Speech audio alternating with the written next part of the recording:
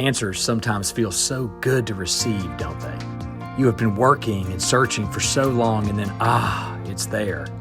They can bring us calmness and peace, clarity and comfort, or joy and a sense of satisfaction. It's the pursuit for answers that can sometimes get frustrating and just frankly exhausting.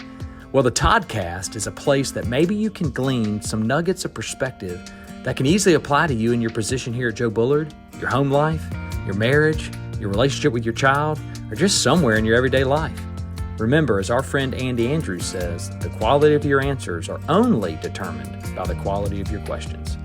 Come alongside Todd and I as we explore topics that might not be what you're expecting. Let's get started. Welcome back to the Toddcast. We have yours and one and only Todd with us today, which we're so thankful for you spending another time. Thanks for letting me do this. I know you're a busy guy, and so carving out time to be with us is awesome, and we really appreciate it. And just the wisdom you share is great. So once again, all we're doing here is asking a question that he hasn't heard before, and we just get Todd's natural response, kind of his gut instinct. And so let's jump right in. Let's do it. The word humility has come across my mind a lot lately. All right. And I read something the other day that really struck me.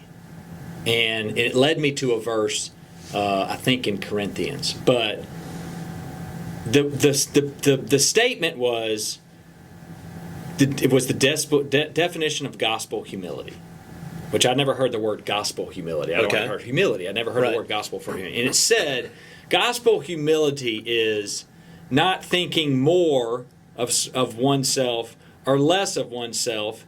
It is thinking of myself less. Yes. And I was like, I don't think I've ever read that exactly right. And it led me to a piece of scripture. Okay. Where Paul says in Corinthians, I believe, and don't quote me in the chapter, but something along the lines of Paul saying to the Corinthians, I don't really care what other people think of me. Right. And this is the part that really got is then comma, I don't really care what I think of me. Yeah. And I was like, wow. Right. And those were tied together.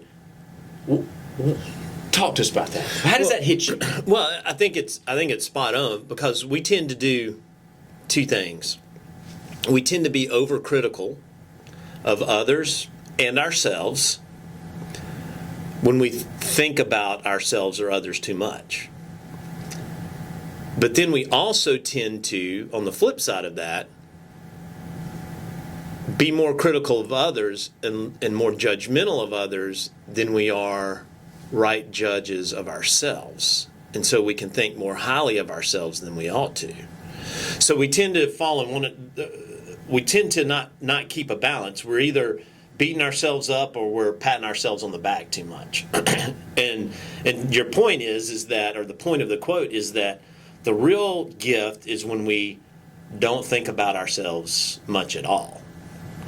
And I think that is a good definition of humility. It's when we get so focused on others and on doing what we were created and gifted to do, and that focus then takes over any overthought of ourselves. So I'm going to give you an example. Yeah.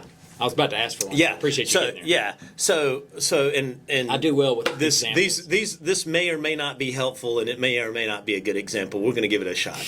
If a customer comes in and a salesperson sits down with the customer, and that salesperson's only thought is about what they're going to get out of the transaction, if the salesperson's only thought is about themselves, whether the customer realizes it cognitively or not, that transaction's going to go differently than if the salesperson says, how can I really help my customer?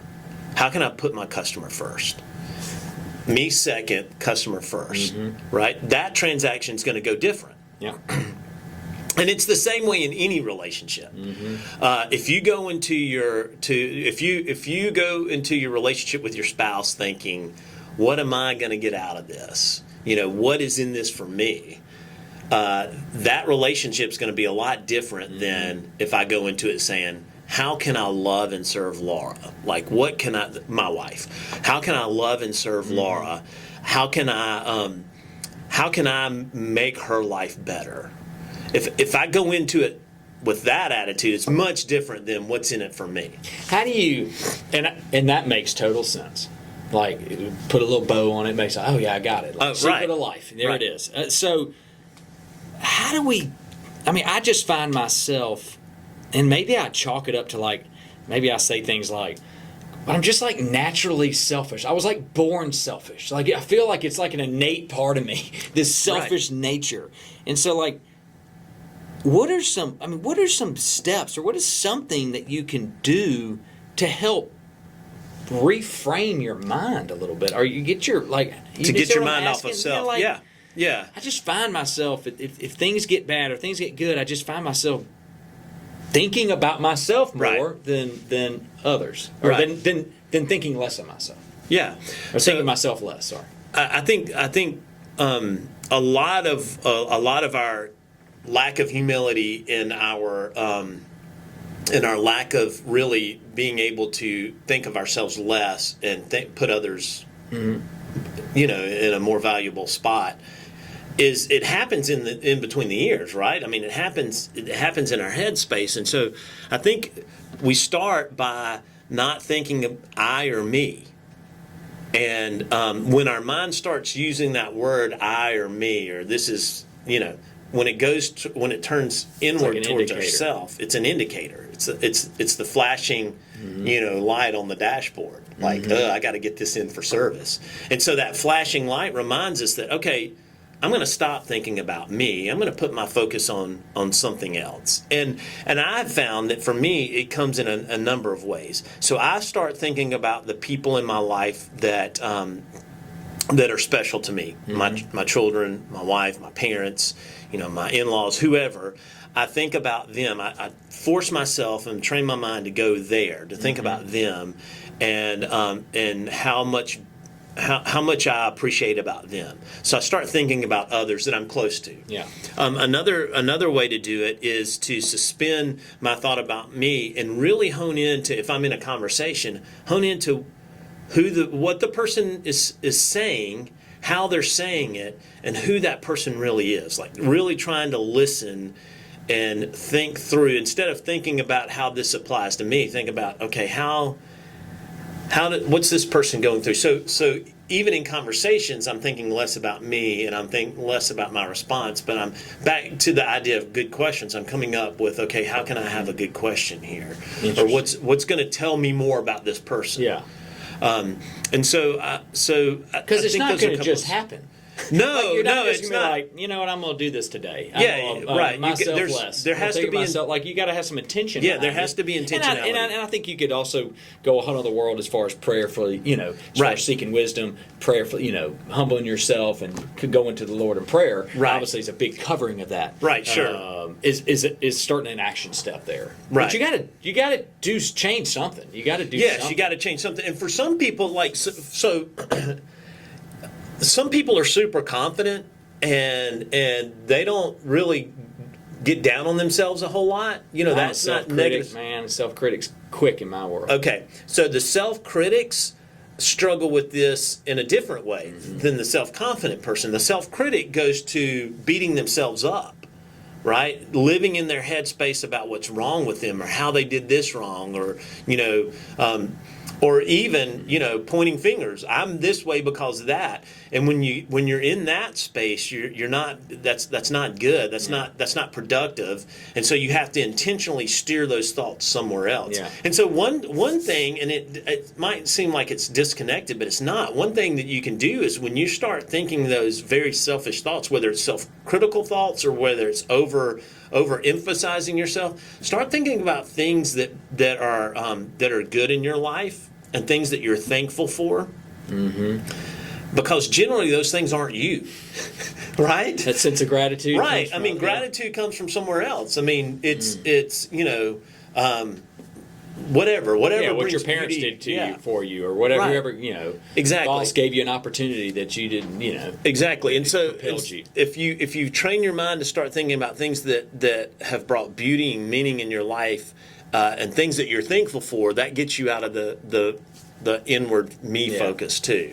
The this guy self-criticism. wrapped this kind of concept up with staying out of the courtroom. It's like we Right. wake up in every day and we go in the courtroom and we're trying to get to a verdict. And Right. So we're doing all these things to get to a verdict. And he said, we've got it backwards. He said, the verdict is already won. Yeah. If you're a believer in the gospel and to Jesus Right. Christ as Savior, Right.